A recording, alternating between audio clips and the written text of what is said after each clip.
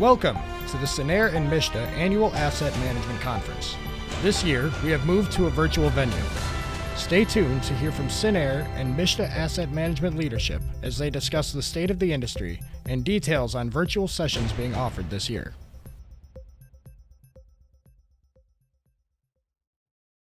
I'm Daphne Wells, a member of the Conference Planning Committee. As you can see, this year's conference is very different from our previous conferences. This year, all our content will be delivered online. But the change to a virtual venue hasn't dampened our enthusiasm, so stay tuned. We've got some good things in store for you.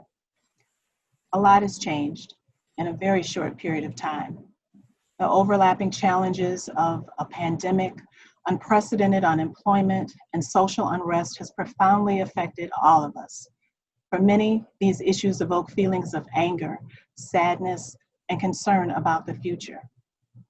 The way we live, the way we work, and where we work and how we interact with one another today looks very different than it did only a few months ago.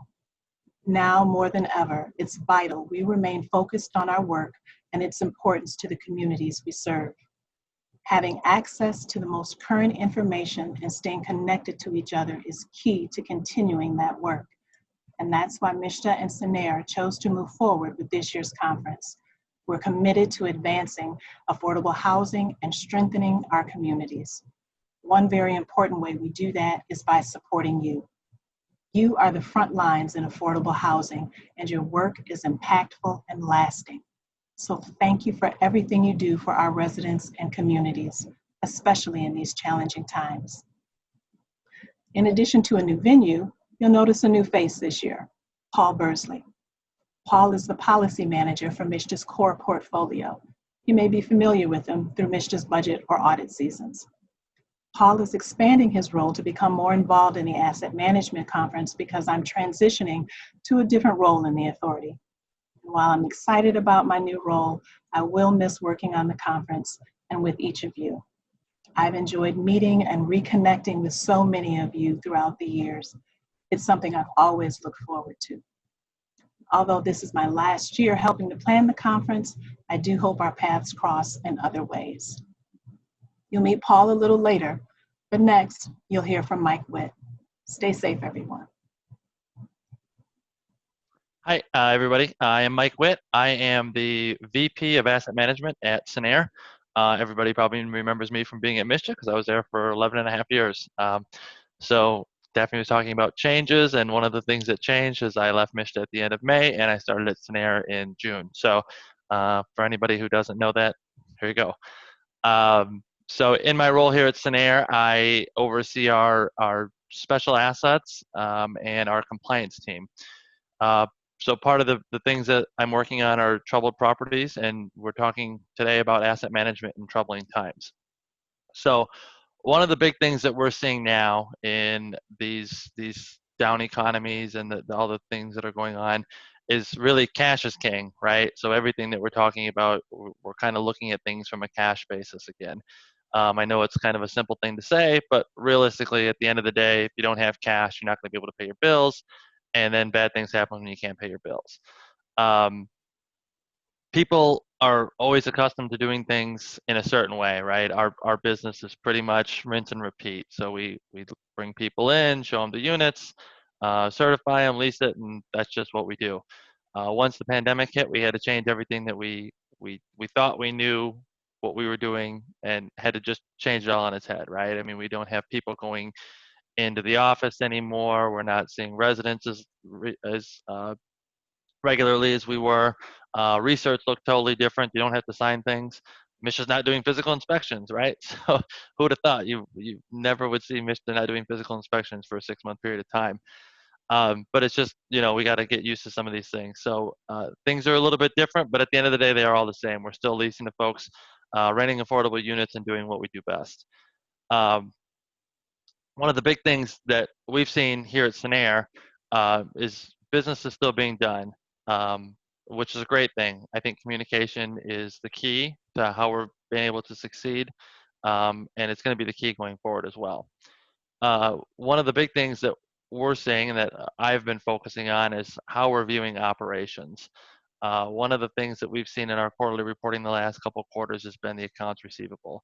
It's this little ghost that's hiding there that nobody knows is out there, right? So you typically, you've got accounts receivable, few people aren't paying here and there, but with all of the moratoriums on evictions and people losing jobs, accounts receivable has come probably the key factor that I'm looking at, and I know our asset managers are looking at when it comes to property performance at this point.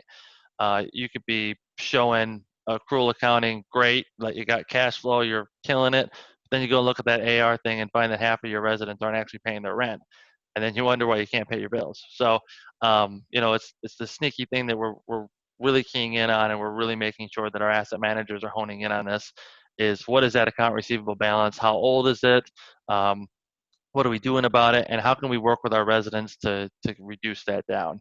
One of the big things that our team has been working on all across our footprint is the various eviction diversion programs that the states are putting on. They've been very helpful a lot, especially with our affordable housing units, because we got a lot of people that live in our units that actually had their jobs, either stopped or cut or reduced, and they're the ones that need the help the most. So those eviction diversion programs have been a godsend for our folks, and I think they've made our properties sort of withstand some of the downturn that we've seen in the last couple of months. We're so used to looking at the NOI to judge operating performance, and while that's still good, you always got to go back and try to bring that back to cash and say, okay, well, how are we really doing, right? Our NOI can look great, but are we doing okay? So it's kind of been a mindset switch that we've had to talk about internally with our folks, and I'm sure everybody at the property level is doing the same thing. The next big thing that we're looking at are delinquencies, and I touched on that a little bit with the accounts receivable, but it used to be if you had, 10% of your property not paying their rent, maybe you were having problems with that, but now people are seeing 20, 30% of their units aren't paying their rent on a timely basis or at all. So it's this new thing of, oh my gosh, what am I going to do? How do we make this work? You can't evict people because of the moratoriums that are in place. What are we doing? So I think that's where communication with our residents is key. Just making sure that you're having constant communication with your resident. If they're late, talk to them. You got to have a conversation and say, okay, what are we going to do? What's the plan?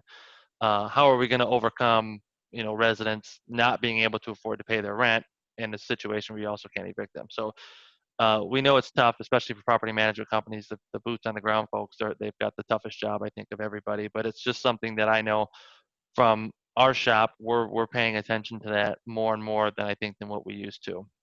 We got more tenants on payment plans, wanting to make sure they're realistic payment plans, and that that's not going to lead to some mass eviction process later after all these moratoriums end. So we want to make sure that there is a payment plan in place, that it's realistic, and the residents are going to be able to actually do it.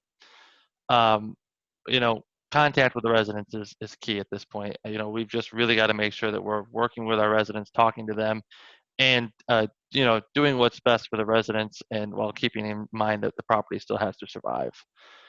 Another big issue that we're seeing, especially from our compliance side, looking for deferred maintenance. That's going to be a big thing with physical inspections not happening this year.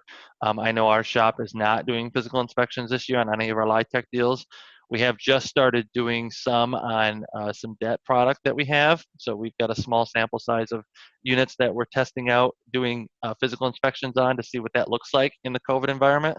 We're not going into units, mostly common area reviews, exterior stuff, large common areas where there's not a lot of people congregated, because we want to make sure if we're going to do them, we're going to do them safe. I expect next year we'll get back to being able to do physical inspections. It may not be what it used to be, going into every unit that's vacant, but being very selective of how we're doing it, yet still being able to get that work done. Deferred maintenance is a big item. I know in our first and second quarter reporting this year, we noticed maintenance costs were down because people couldn't get into units to actually do the deferred maintenance. So that's something that we're keeping our eye on to see what that's going to look like throughout the rest of the year, is making sure those costs don't sneak up on us and kind of get out of hand. We want to make sure we've got the money to actually keep properties still updated and maintained well, and not use COVID as an excuse for not doing physical maintenance either. So it's a balancing act, but just making sure that we are paying attention to it and that it's not becoming a problem. Uh, with our physical inspections next year, we expect there to probably be some slide in, maintenance and some of those things, just due to the fact that we're not able to get into units. But we want to make sure that when, HUD comes out, or when MSHDA comes out, or any of the other state HFAs, come out and actually they're doing their inspections, that our properties still look great and that they're in the condition that we expect them to be.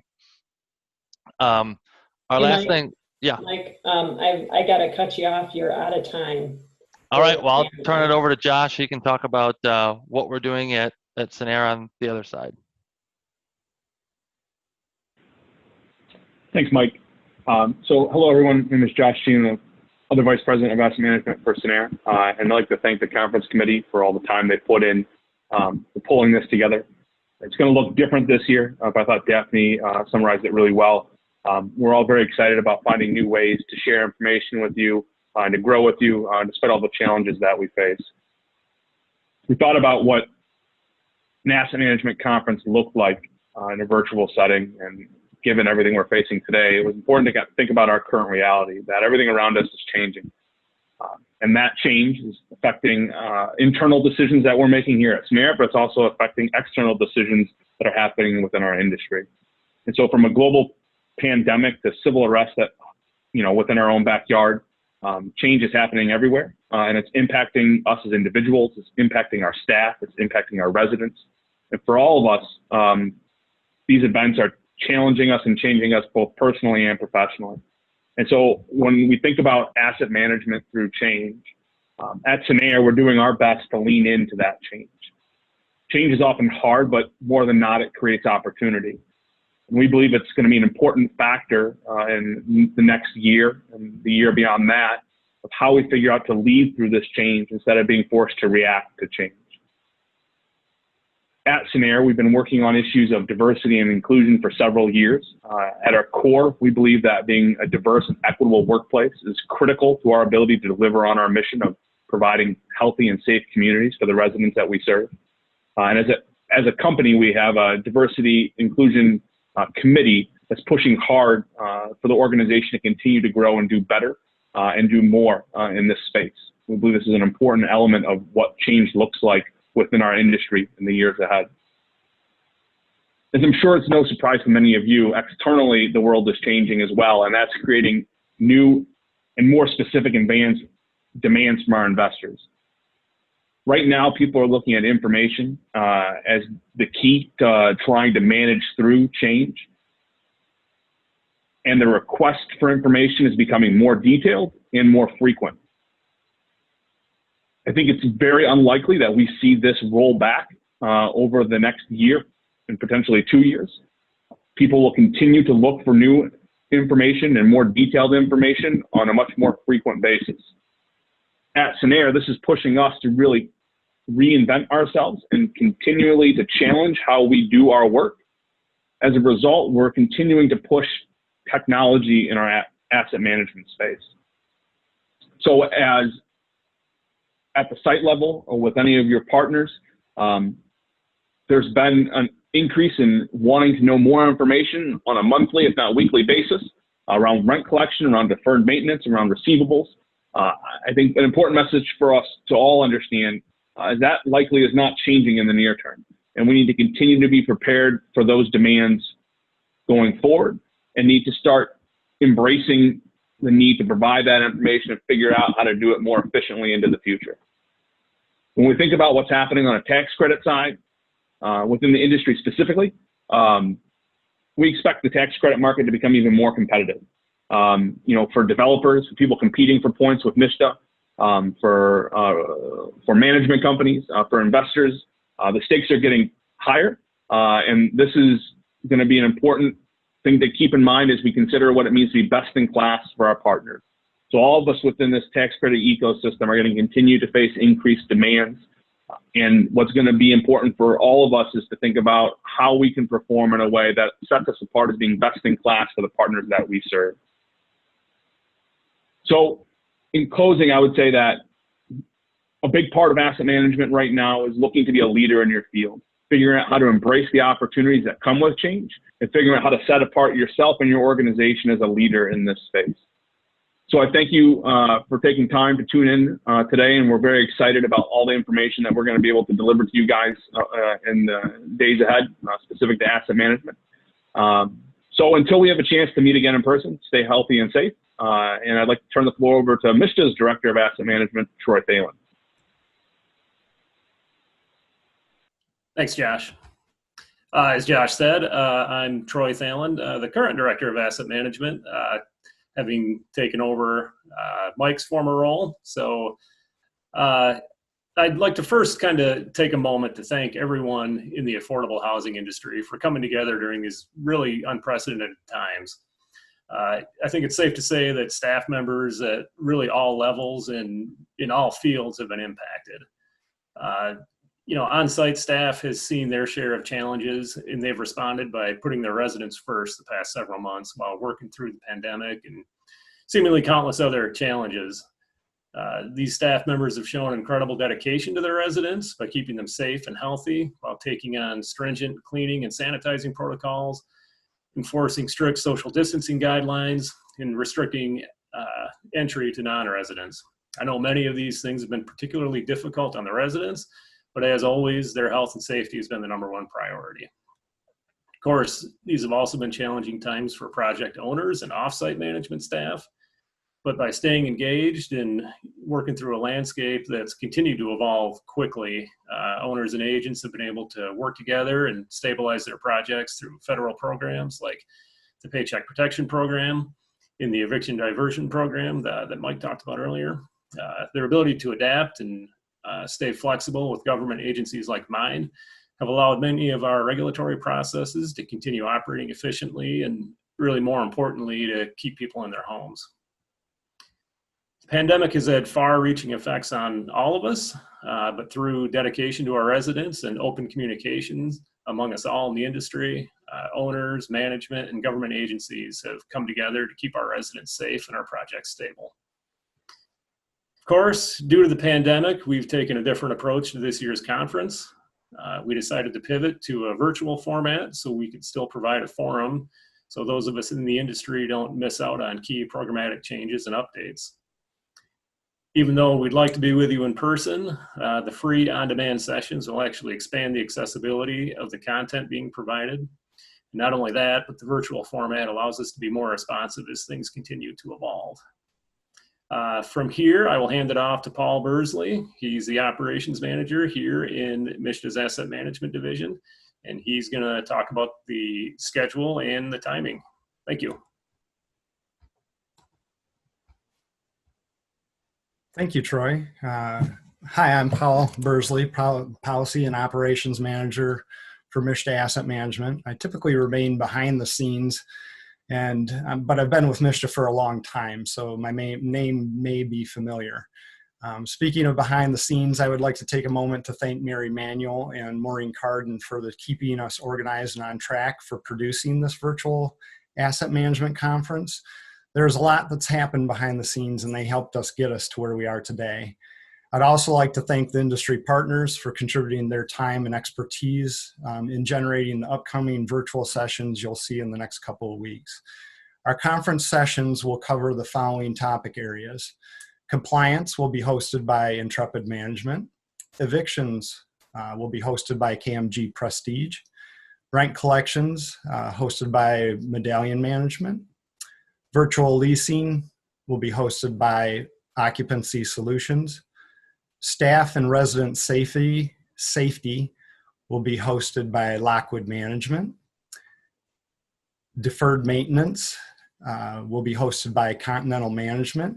And income qualified programs for energy savings will be hosted by DTE Energy. Next, we'll hear from each of the session hosts with a brief description about about their planned virtual sessions. And to kick off the session descriptions, I turn the presentation over to Holly Swice of Intrepid Management. Thanks, Paul. Hello, my name is Holly Swice from Intrepid Professional Group, and I am pleased to introduce the upcoming compliance session for the MSHDA Cinnaire 2020 virtual conference. I think we can all agree that the year 2020 has definitely provided us with a whirlwind of changes that all began with COVID. From changes in policy and procedures to working remotely and to our favorite Zoom conference calls, you name it, essentially every aspect of our lives have changed. This compliance session hopefully will broaden your knowledge on the effects that 2020 has had on our industry. We are excited to have Nancy Morton from Dobby O'Connor and Zielinski share her expertise within all the compliance changes. She will explore in detail the state of the industry with updates on general topics such as CARES Act and its implications, the Paycheck Protection Program, and the status of the Affordable Housing Credit Improvement Act. Nancy will also touch on some rules and actions affecting partnerships and other development-related activities. Then, to conclude the compliance session, we are excited to hear from Cassandra Brown, MSHDA Compliance Specialist, with the new rollout of the e-signature policy. We look forward to sharing the session with all of you. And now, Joe Tandy is going to introduce the session on eviction. Thanks. Thanks, Holly. Hi, my name is Joe Tandy, Regional Vice President for K&G Prestige. We're happy to host the MSHDA Cinnaire virtual session on evictions. In our session, you'll be joining Attorney Steve Gann of Gann Law, Brian Bouchard of Gromer and Bouchard PLC, and Matthew Miller from Swistack and Levine. Our distinguished panel of attorneys represent the multifamily industry and multiple management companies throughout the state of Michigan. Together, they will take us on a chronological journey of how the coronavirus pandemic has impacted the court process in 2020. They will touch on how processes used to be and how the CARES Act and eviction moratorium have changed the landscape. We will discuss how different courts have interpreted and adapted the eviction moratoriums and the CDC order, as well as how to remain in compliance with the orders while working to help our residents obtain the assistance they need. We will also review how courts are now hearing cases and what they believe the courts may look like as we navigate into the future. We could continue on, but for now, I'll turn this over to Saul Mack with Medallion. Thanks, Joe. Saul Mack here with Medallion Management, Vice President of Property Management, and we'll be discussing on rent collections. So our team of panelists will be discussing what is rent collection, and also discussing rent collection, what is it so important for the residents to, when they move in, discuss it, but also reviewing it on an annual basis with them so they know the standard and what to look for moving forward. We also will be discussing different ways to collect rental payments and how COVID-19 has affected the rental payments and how has it changed the current policy for our rentals. So come join us for this conversation. We'd love to have you. Next, we will have Elaine Simpson, who will be discussing over occupancy solutions. Hi, are you struggling to stand out from your competition? Looking at an empty tour calendar? Frustrated trying to convert leads into residents? Confronted with vacant apartments sitting with no reservations? If you answered yes to any of these questions, you are not alone. Join me, Elaine Simpson, President of Occupancy Solutions, as I host and lead a think tank with other industry professionals like you in a brainstorming discussion on creating solutions to your leasing and marketing challenges in today's pandemic environment. Our goal is for you to walk away with fresh new ideas and be inspired so that you can lead you and your community to success in marketing and leasing in challenging times. So be sure to join us and be ready to take notes and get the ideas that you can implement quickly and effectively to increase your occupancy. We hope to see you there. Now to Matt Gatewood of Lockwood Management. Thank you, Elaine. I appreciate that. Hi, everyone. This is Matt Gatewood, Vice President of Property Management with Lockwood Management. I'm pleased to be leading the virtual session on staff and resident safety with Denise Lanfear, our HR Director, from our company. We'll begin by discussing COVID-19 response and preparedness planning and best practices for multifamily communities. We also present strategies for protecting staff members and residents, along with contractors, trade partners, and visitors. Finally, we will explore the operational changes necessary to help ensure a safe and healthy community for all. The outline of the session will start with preventing the spread of COVID-19. We will review CDC and state of Michigan guidelines related to screening tools, temperature scans, masking requirements, social distancing, and sanitizing for staff members, visitors, prospects, residents, and trade partners. Next, we will discuss recommendations for dealing with confirmed COVID-19 cases with staff members and residents. We will discuss quarantine protocols related to CDC and county health department requirements, cleaning and disinfecting, maintenance services, and return to work policies. Finally, we will look at changes to the operational models in terms of staffing levels and schedules, hours of operation, office space considerations, resident and visitor access, resident paperwork processing, office and workplace modifications, including plexiglass barriers, as well as common areas and amenities such as lobbies, elevators, fitness centers, and swimming pools. We'll also discuss maintenance service and turnover as it relates to social distancing within apartments, apartment sanitizing, certified clean apartments, and facility maintenance. I look forward to having this discussion with you. That's all I have for now, and I'll be passing it on to Gary Offenbacher at Continental Management. Thank you. Thanks, Matt. We have the session called The Price Paid for Deferred Maintenance. And boy, it has been a crazy year with COVID-19 for deferred maintenance. We're going to explore some of the ways to keep the facilities in tip-top shape and ways to garner resources to keep that going and to make sure we're following the social distancing and the other new normals of working in a COVID-19 environment. We have a super panel. Dustin Miller from KMG Prestige will be talking about some of the management frustrations and problems we're encountering.